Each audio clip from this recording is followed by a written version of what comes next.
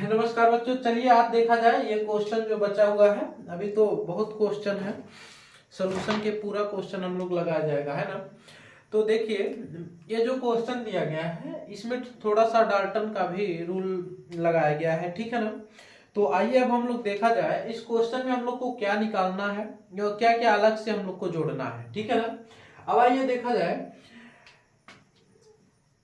यहां तक क्वेश्चन है, हम इसका सब चीज भाई निकाल कर रखे हैं, ठीक है ना। नहीं तो क्वेश्चन अगर बोर्ड पे यहीं पे अगर हम करेंगे तो बहुत टाइम लग जाएगा, तो सब चीज निकाल कर रखा हुआ है। हम हमको स्टेप बाय स्टेप बता के बस वैल्यू डायरेक्ट रख देंगे, ठीक है ना। अब आइए देखा जाए, पहले ना फार्मूला देख करके हम लोग सब किया जाएगा। देखिए, हमको क्या चाहिए, वाष्प अवस्था में उपस्थित बेंजीन के मोल अंश की परिकल्पना कीजिए। वाष्प अवस्था में बेंजीन का मोल प्रभाव निकालने के लिए मोल प्रभाव या मोल अंश डाल्टन का रूल लगाना पड़ेगा। डाल्टन रूल बोलता है, डाल्टन नियम, ठीक। पार्शियल प्रेशर इक्वल टू होता है वाष्प अवस्था मोल प्रभाव इंटू कुल दाब, ठीक। ये आंशिक दाब है, आंशिक दाब। एक कुल दाब है, ये क्या है, कुल दाब है, एक कुल दाब है। यह वाष्प अवस्था में, वाष्प अवस्था में मोल प्रभाज्य है। क्या है, मोल प्रभाज्य। ये डाल्टन का नियम आप पढ़े होंगे, ठीक है ना। अब देखिए, यही मेन फार्मूला है, इसी से हम लोग का ये निकलेगा, ठीक। लेकिन और क्या क्या दिया गया है, देखिए, बेंजीन के और नेफ्थलीन आदर्श विलयन बनाते हैं। तो आदर्श विलयन अगर बना रहा है तो हम लोग क्या जानते हैं, राउल्ट्स का नियम बोलता है P टोटल बराबर P0A into x a plus P0B into x b, ठीक। या अपन लोग जानते हैं PT equal to PA plus PB, ठीक। जहां पे P0A क्या है, वाष्प दाब है, वाष्प दाब किसका, A का, और B का वाष्प दाब हो जाएगा। तो वैसे ही PA क्या है, आंशिक दाब है, आंशिक दाब क्या है, आंशिक दाब है। और B क्या है, आंशिक दाब है, आंशिक दाब, आंशिक दाब है। A का आंशिक दाब है, ये B का आंशिक दाब है, ठीक है। यहां तक आपको समझ में आया। अब देखिए, हमको PA बराबर क्या है, इसका मतलब ये है PA equal to P0A into x a और PB equal to P0B into x b. ये तो आप पढ़े होंगे, ठीक है ना। इतना ये है किसका, राउल्ट्स का नियम है आदर्श विलयन के लिए। अब हमको चाहिए क्या क्या, देखिए, ये वाष्प दाब है, ये वाष्प दाब है। हमको दिया है क्या क्या, वाष्प दाब क्रमशः बेंजीन और नेफ्थलीन का। बेंजीन को हम लोग B से कर ले रहे हैं और नेफ्थलीन को किससे, N से कर ले रहे हैं, ठीक है ना। लिखने में आसानी होगी।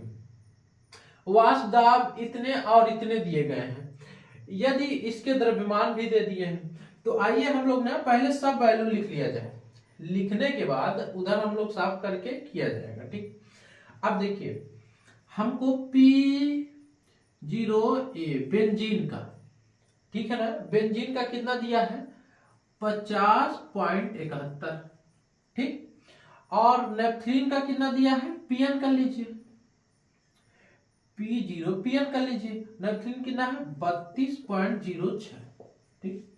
अब हमको ये दोनों पता चल गया। अगर XA और XB पता चल जाए तो टोटल प्रेशर पता चल जाएगा, तो हम लोग यहाँ यूज करेंगे और आंशिक दाब फिर निकाल देंगे, आसानी हो जाएगा, ठीक है ना।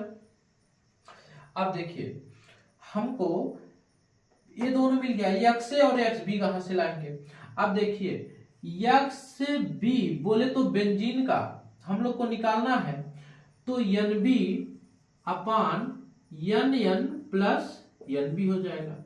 बेंजीन का मोल प्रभाव इक्वल टू हो जाएगा बेंजीन के मोल बटे नेफ्थलीन के मोल प्लस बेंजीन के मोल हो जाएगा, ठीक। तो मोल निकालने के लिए हमको ये किसके हैं, बेंजीन के मोल है, मोल प्रभाव इक्वल टू इसके मोल बटे कुल मोल। तो बेंजीन के मोल निकालने के लिए हम क्या करेंगे, बेंजीन का द्रव्यमान इतना 80 ग्राम और 100 ग्राम नेपथलीन दिया गया।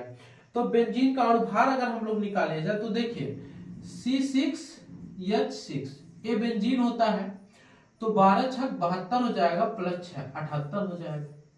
ठीक, नेपथलीन ये होता है, नेपथलीन ये होता है। ठीक, आप ऐसे कर लीजिए, और 4 2 6 4 10 C10 और ये कितने हो जाएंगे, 4 4 8, ये नेपथलीन हो गया। अब इसका कितना हो जाएगा, 12 इंटू 10 प्लस 8, ठीक है, 120 प्लस 8 कितना हो जाएगा, 128। इसके अणुभार, इसके दोनों के अणुभार हमको पता चल गया। तो अब हम लोग मोल कैलकुलेट कर लिए जाए, है ना, मोल कैलकुलेट कर। अब देखिए बेंजीन के मोल निकालने हैं हमको, बेंजीन के अगर मोल निकल जाएंगे तो हम लोग ये फार्मूला जानते हैं, XA प्लस XB बराबर 1। ठीक, तो बेंजीन कर लीजिए और क्या कर लीजिए, N कर लीजिए। ठीक, अब XB हो जाएगा। अब इसके मोल, बेंजीन के मोल निकालना है। अब बेंजीन के मोल निकालने के लिए हमको क्या चाहिए, इसके द्रव्यमान 80 दिया गया है, 80, अणुभार कितना है, 78 आया है। ठीक, टोटल अब इसका देखिए 100/128 प्लस 80/180/78 हो जाएगा। ठीक है ना। अब इसकी वैल्यू कितनी आ जाएगी, देखिए हम निकाल कर रखे हैं, एक मिनट,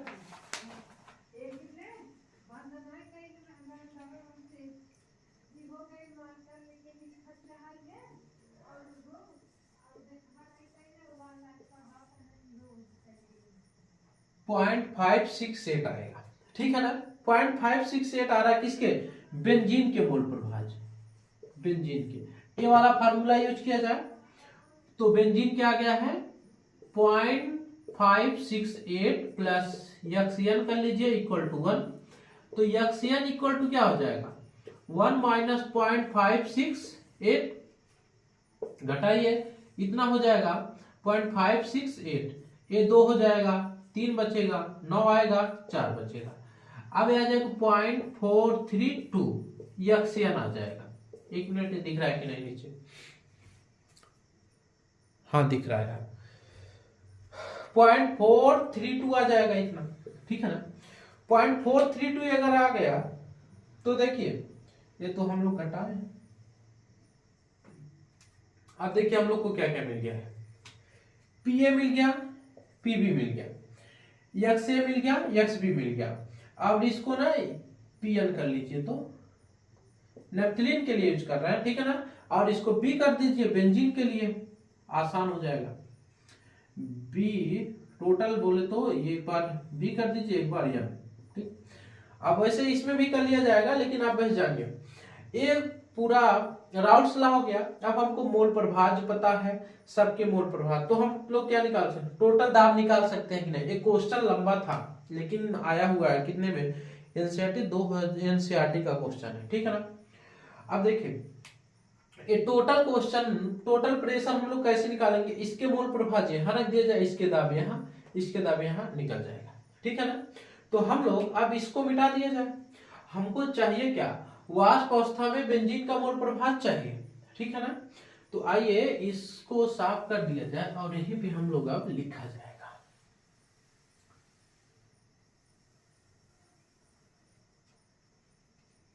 ठीक, अब देखिए P टोटल क्या हम निकालेंगे, P टोटल P0B। ठीक है, P0B जो दिया गया है 50 इंटू 71 गुणे बेंजीन का मोल प्रभाज कितना आएगा हम लोग का 0.568 प्लस हम लोग का कितना आया है 32.06 इंटू एक्शन कितना आया है 0.432। कुल मिला के दोस्त आएगा आपका कुल दाब 42.65 mmHg। ठीक है ना, mmHg आ जाएगा, P टोटल आ गया है। ठीक है ना।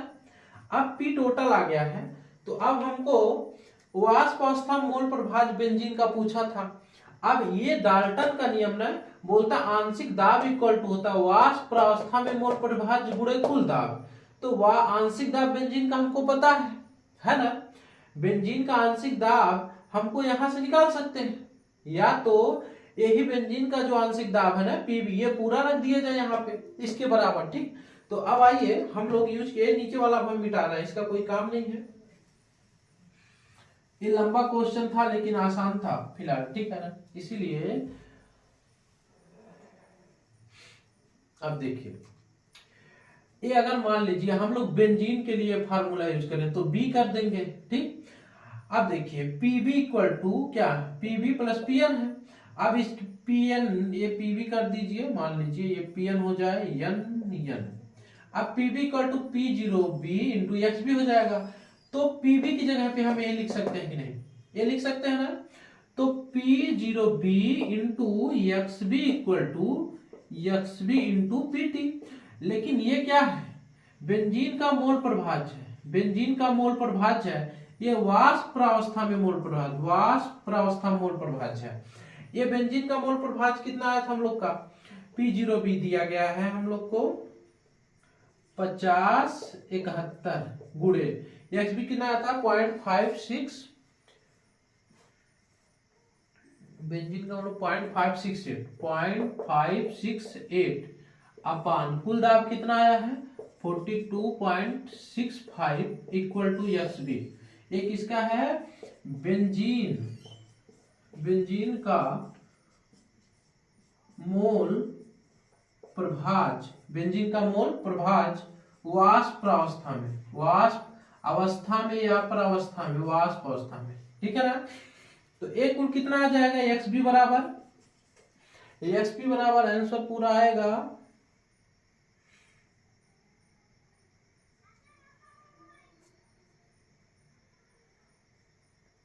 कुल दाब का आंसर हम निकाल दिया, रुक जाओ। ठीक,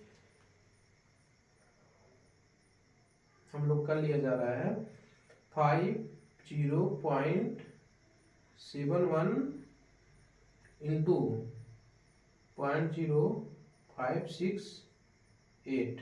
ठीक, अब कितना आया 2.880328 अपान 42.65। अब कितना आ जाएगा भागा, इतना आ जाएगा 42.65, ये आ जाएगा 0.0675 इक्वल टू XB। ये आ जाएगा अपन लोग का मोल प्रभाज, ठीक है ना।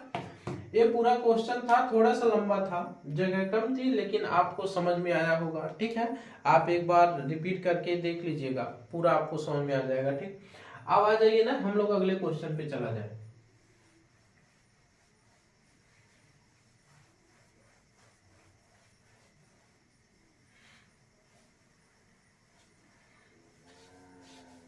अगला क्वेश्चन फिलहाल आसान है।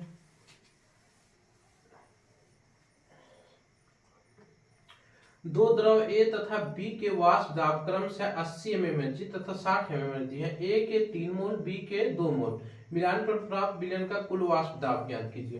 तो कुछ नहीं, राउल्स का नियम लगाइए। PT इक्वल टू क्या हो जाता है PA प्लस PB। आप PA की जगह क्या लिख सकते हैं P0A into XA plus P0B into XB equal to PT। Equal to क्या हो जाएगा PT हो जाएगा, इक्वल टू हो जाएगा PT।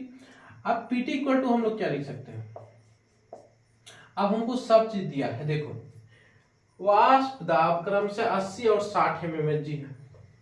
A के कितने हैं 80 इंटू x, इसके A के मोल कितने हैं 3 मोल है, प्लस इसके कितने हैं 80 हो गया तो 60 है, इंटू कितने हैं 240 प्लस 6 दूना 12।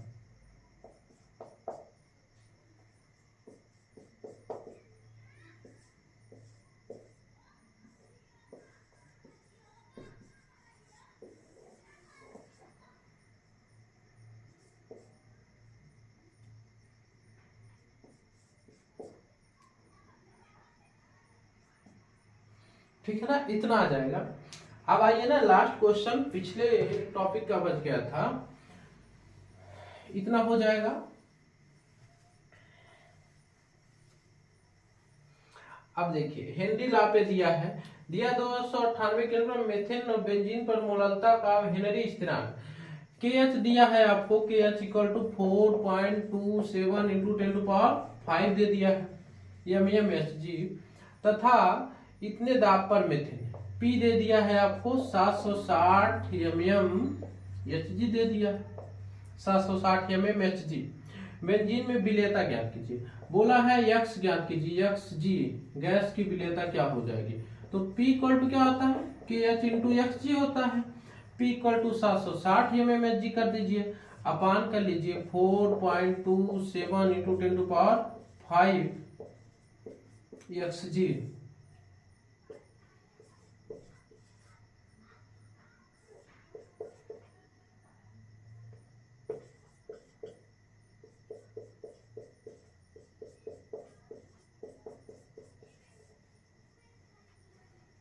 ठीक है, अब देखिए ये पूरा आप ऊपर कर लीजिए, 760 होना चाहिए, 760 कर लिए, 760 अपान 427 कर लीजिए, ऊपर ले जाएंगे 2 हो जाएगा, -10⁻³ हो जाएगा। ठीक, और 760 अपान 427 करेंगे तो कितना आ जाएगा, मोबाइल से ही कर रहे हैं यार, ये बात नहीं है, 760 अपान 427। ठीक, अब इतना आया है 1.779 इंटू 10⁻³ ये Xg इतना आ जाएगा। ये सब बोर्ड में आए हुए क्वेश्चन है, फालतू के क्वेश्चन एक भी नहीं है, ठीक है ना। तो आप इस पे ध्यान दीजिए। अब इसके बाद अगला वीडियो जो होगा फ्रीजिंग पॉइंट, बॉइलिंग पॉइंट पे होगा और RLP पे, relative loading in vapour pressure. ठीक, चलिए तो अब हम लोग अगले वीडियो में मिल रहे हैं।